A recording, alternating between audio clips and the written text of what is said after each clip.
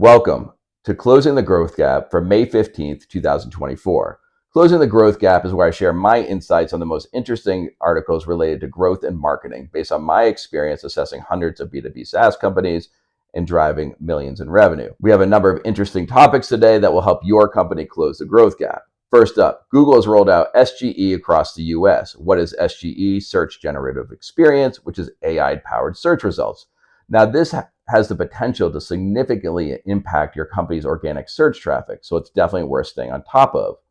And in that vein, Bart Goralewicz shares some data about how SGE impacted search results yesterday. So definitely worth taking a look at.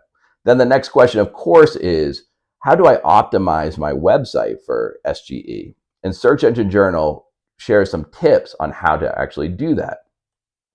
Then Conor Begley posted some very interesting data related to influencer marketing and growth. And this is a great methodology for understanding not just influencer marketing, but marketing channels that have less direct attribution, that's harder to see the attribution on. What's a methodology for understanding their impact on growth? And then finally, Kacyn Goranson says she hates lead scoring. So that should be an interesting topic as well. All right, let's get started. Okay, let's take a look at this post by Bart Goralewicz. He says, Google SGE just went live. I've got some good news. Google scaled SGE coverage down before the launch. And so this is important because a lot of people are focused on organic search traffic. We're very concerned about what the impact was going to be on their traffic when they rolled out SGE. And so the fact that they're doing this more slowly gives us an opportunity to figure out what we need to do to address the SGE results. And this is a big deal because if you've seen these AI generated results, it really pushes down the normal organic results. It takes up a large amount of space on the search engine result page. And so figuring this out is going to be absolutely critical to maintain your organic search traffic. Only 14% of queries return SGE results automatically. 28% of queries return SGE after pressing the generate button, which is a forced with the user saying, I want to see an AI result. And 58% of Google queries have no SGE enabled, up from 9% in February. So back in February, there was a large percentage of SGE results that were presented, and that number is much less now. He says, we're waiting for Google to finalize rolling out new search engine result page layouts, and we'll publish more data next week. So this is only the beginning of the story. This is going to continue to be an issue that we need to keep an eye on. So right now, for businesses, I recommend staying on top of what's going on with SGE, monitor your traffic closely so you can understand the impact, and then figure out ways that you can optimize your website for SGE. Okay, next up, let's take a look at this article from Search Engine Journal where they talk about how to optimize your website for AI. The headline is SGE is here, Google rolls out AI-powered overviews to US search results. And they go into a lot of detail about what this means, but I really want to talk about what the impact is on business. And they say, what does this mean for businesses? While Google touts SGE as a way to enhance search quality, the prominence of AI-generated content could impact businesses and publishers who rely on Google search traffic. AI overviews occupy extensive screen real estate and could bury traditional blue link web results, significantly limiting click-through rates. So that's exactly what I was talking about.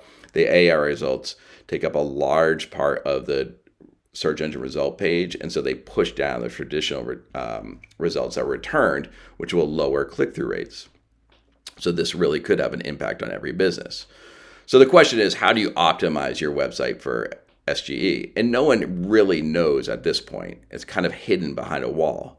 But there are some best practices that you could implement to help with this. Structure content explicitly as questions and direct answers. With AI overviews answering queries directly, optimizing content in a question and answer format may increase the likelihood of having it surfaced by Google's AI models. Create topic overview pages spanning initial research to final decisions. So create this comprehensive experience.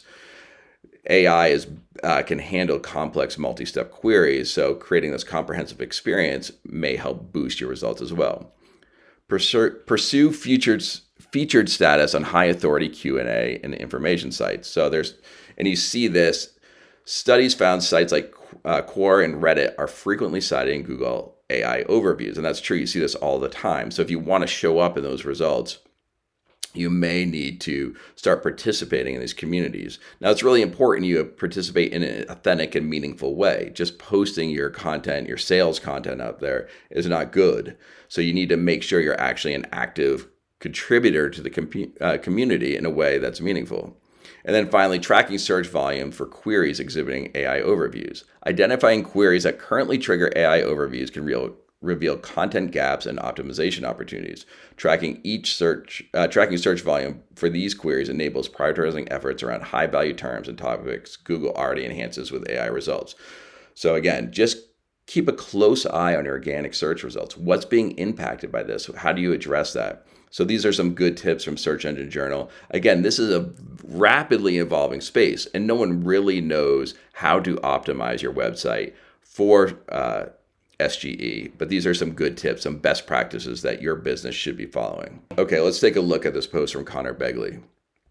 One of the most common problems marketers face is justifying investment into activities that don't result in trackable sales. Examples include PR, brand, paid ads, influencers, and events. This problem has been exacerbated by the last click attribution models of digital advertising, where all the credit for a sale is claimed by the ad when really it's likely contributed a very small percentage to the purchase decision.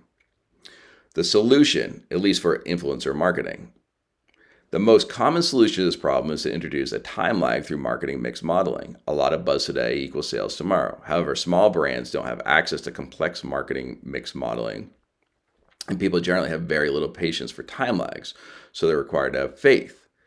So this is a challenge that I talked about before. Smaller companies aren't doing marketing mix modeling, and they just don't have the resources on board to be able to do it. So this is the reason why it's important to find trusted resources and follow what they recommend. And so he proposes putting this formula out there to understand whether influencer content is actually driving sales. So more influencer content, this should drive more Google search traffic and then more sales later. So the evidence for this. So he's trying to see whether this is if this is true or not. There are a variety of studies looking at a relationship between Google search volume and market share growth. I've linked a few below. Suffice to say, more Google search equals more brand growth.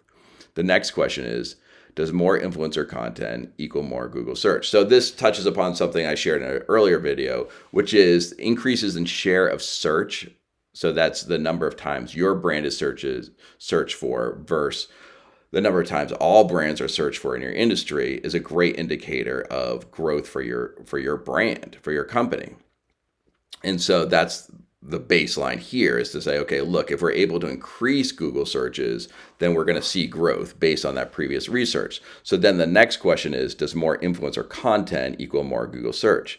In step, Alexander Emelianov, the former head of digital intelligence for L'Oreal and a good friend, this week he started sending me early research looking at the relationship between EMV and Google search, and the results are awesome. For the brands he analyzed, he found EMV to explain between 50 and 86% of all Google search volume for these brands. So basically he's saying influencer marketing is having a big impact on search volume, on Google search volume. Now this is in one industry, so it doesn't mean necessarily applies to others. I would think that probably within this space, influencer marketing has a larger impact.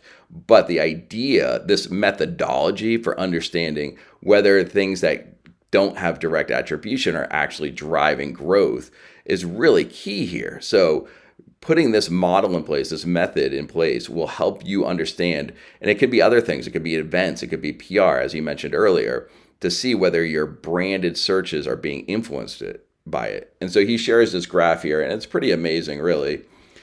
For these different brands, you can see the EMV, which is the influencer marketing, and the impact on branded searches. And so I don't know exactly how they put this together, but it is interesting to see the relationship between them. And so obviously a big question is this correlation or causation. And so he doesn't get into detail on that, but it is interesting to see the relationships here. And again, the big thing here is just the methodology for understanding whether your marketing activities that don't have direct attribution are actually making an impact. See whether those things are driving increases in branded search. And then based on previous research, you know that those branded increases in branded search are going to lead to growth. So I really like this methodology. So thanks for sharing, Connor. And then to wrap up, Kacyn Goranson's post.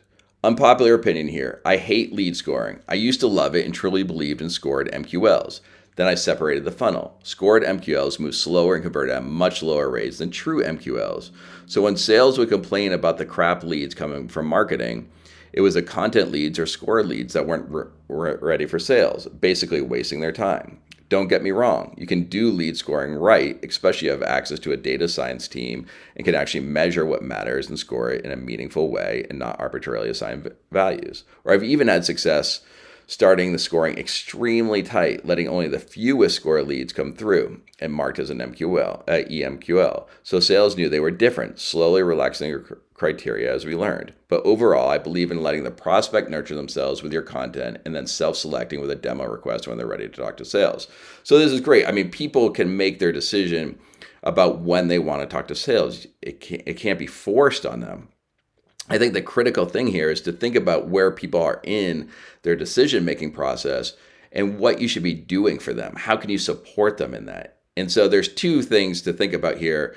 When people are making a buying decision, there's mental availability. It's like, do they think about your brand when they're going to make a decision? But there's also physical availability. And so you can use lead scoring to improve physical availability, assuming it's done correctly. What you want to be able to do is make sure they have access to a salesperson as easily as possible. And if they're ready to talk to someone. But if they're not, then you want to educate them in terms of what your solution is. So you really need to think about what the user is trying to accomplish. Too often companies are trying to force what they are trying to accomplish on the user, and that means lead scoring is not going to be effective. Start with what the user is trying to accomplish and create that experience for them as they go through their buying decision, and then you'll be much more effective with your lead scoring. 3 things to help your company drive growth today. 1, stay on top of Google's SGE. Understand the impact it has on your organic search traffic and figure out ways to optimize your website for SGE.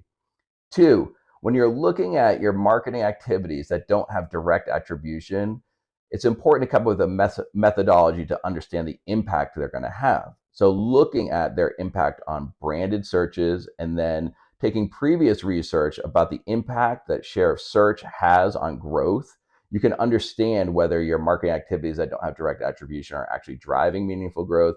And then finally, for lead scoring, think about what your prospect is trying to accomplish as you're developing your lead scoring. Forcing what you want them to do on them is not an effective way to drive growth.